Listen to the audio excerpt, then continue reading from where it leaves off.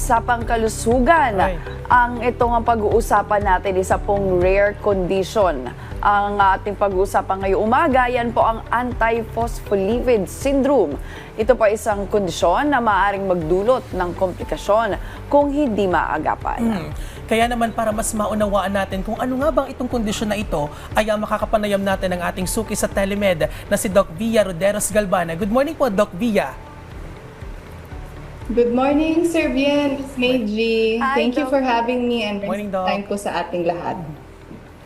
Doc, ito po para po sa ating manonood, ano po ba itong antiphospholipid syndrome at ano po yung sanhi ng sakit na ito? Okay, no?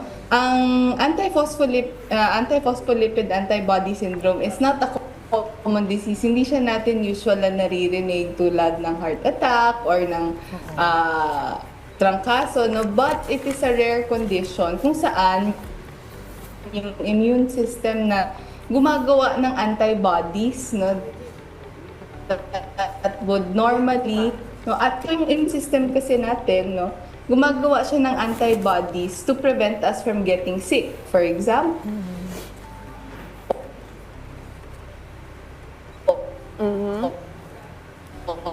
no, para hindi ka COVID, reactions or severe immune response, no. But ang nangyayari sa antiphospholipid antibody syndrome, no, yung antibodies ng katawan natin, no. So kapag ang antiphospholipid antibody syndrome or these antibodies, no, it can actually cause stroke, and it can actually cause blood clots to form in the arteries, no. Imbes na maprotektahan tayo ng antibodies na to, ay nagko-cause pa siya ng blood clots doon sa mga ugat natin, no, sa veins, sa arteries, no. Yes. Doc, ano po ba yung mga sintomas na dapat bantayan para masabi natin na posibleng may APS ng isang tao? Okay, no, so ang tinitingnan natin, no, kapag sinususpetsahan natin na may APS ng isang tao, are two, no, blood clots that can form in your legs, no. So usually kapag we're suspecting APS, no, or APAS, no, number one, tinitingnan natin kung nagde-develop ba siya ng deep vein thrombosis, no, or yung blood clot doon sa legs natin, no. So usually kapag ang isa ay may deep vein thrombosis, na nakikita natin na may pain, may swelling, may redness doon sa affected leg, no. Another would be kapag makita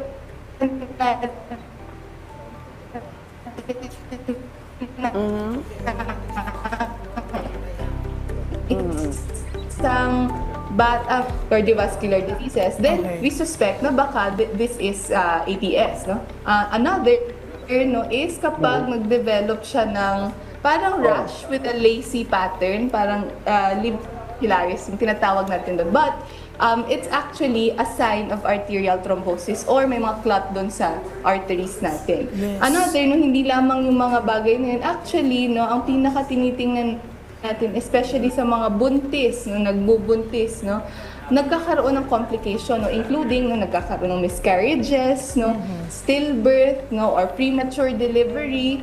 No, another would be, for example, kapag ang isang buntis ay nagde-develop ng high blood pressure habang siya ay nagbubuntis, or tinatawag natin na pre-eclampsia. No, so that's actually a sign of APS. No, so pag tuloy-tuloy, no, yung miscarriage, nagsususpect kami ng APS.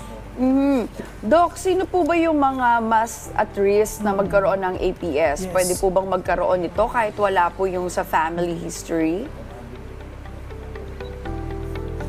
Yes, no, so APS is actually not a genetic disease, no. So hindi common yung nakikita natin na sa isang pamilya, no, maraming nagkakaroon ng APS, no.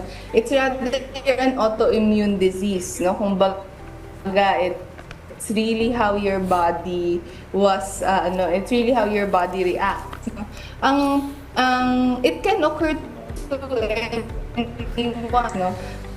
But mas common ito sa mga may existing na autoimmune disease tulad ng lupus. Na lupus is another autoimmune disease. So, mas malaki yung risk factor mo to have APS kapag ikaw ay may lupus, may autoimmune disease. Mas slightly common lang siya, mas slightly prone ang women to have APS than men, no? But it can occur actually with anyone, no? Most especially kapag ikaw ay may autoimmune disease na na-diagnose before. Opo. Dok, nabanggit niyo po kanina na posible itong maging sanhi ng stroke at miscarriage, no? Ano po ang percentage na mag-develop ang APS sa life-threatening condition? It's quite high, no? Tinitingnan natin, depende no, sa sakit. No? There is some, for example, for stroke, no, may tinitingnan silang pag-aaral na it can actually progress to stroke ay as much as 25%. No? And that's actually quite high.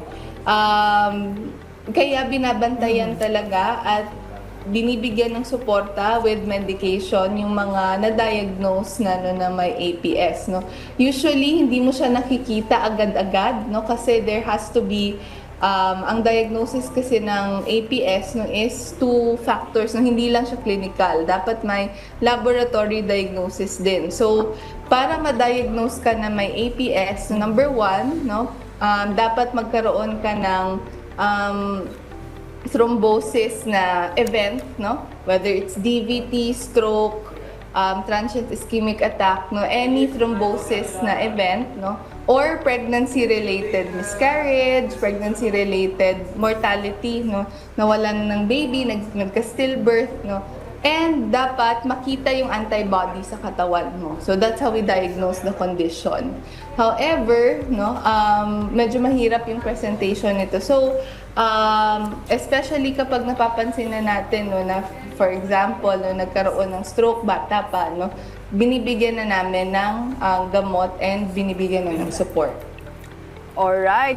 Lastly na lang, Doc, mensahe nyo na lang po sa mga ating mga ka-RSP kung sa tingin nila meron silang APS, lalo na kung sila po yung nagbubuntis o kung sila po yung mga at risk nitong APS.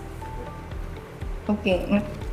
Sa mga patients po natin, no, na may possibility or may risk of having APS, it's important na as early pa lang as now, no, we consult our health professionals, especially our doctors, no, kasi ang paggagamot po ng APS, no, ay hindi lamang natin madadaan sa lifestyle, no.